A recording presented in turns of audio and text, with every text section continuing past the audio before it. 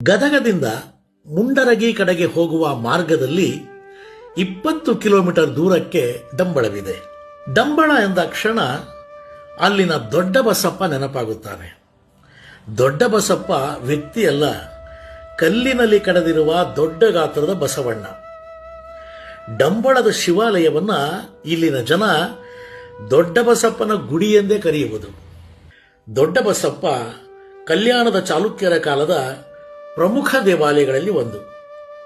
ಇದು ಆ ಕಾಲಕ್ಕೆ ಅಂದರೆ 11ನೇ ಶತಮಾನದ ಅವಧಿಗೆ, ಅದರಲ್ಲೂ ಈ ಪ್ರದೇಶಕ್ಕೆ ತೀರ ಹೊಸದೆನಿಸುವ ವಾಸ್ತುಶೈಲಿ ಎನ್ನಲಾಗಿದೆ. ಗುಡಿಯು ಸಂಪೂರ್ಣವಾಗಿ ಕ್ಲೋರೈಡ್ ಶಿಸ್ಟ್ ಅಂದರೆ ಬಳಪದ ಕಲ್ಲಿನ ನಿರ್ಮಾಣವಾಗಿದೆ.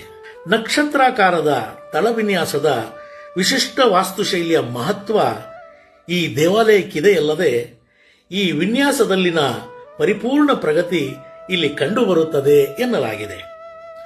ಗರ್ಭಗೃಹ, ಅಂತರಾಳ, ನವರಂಗ ಮತ್ತು ಮುಖಮಂಟಪಗಳನ್ನು ದೇವಾಲಯ ಒಳಗೊಂಡಿದೆ. ಪೂರ್ವಾಭಿಮುಖದ ದ್ವಾರದೆದುರು ಮಂಟಪದೊಳಗೆ ನುಣುಪಾದ ಬೃಹತ್ ಗಾತ್ರದ ಬಸವನಿದ್ದಾನೆ. ಸ್ಥಳೀಯರ ಬಾಯಲ್ಲಿ ಈತ ದೊಡ್ಡ ಬಸಪ್ಪ.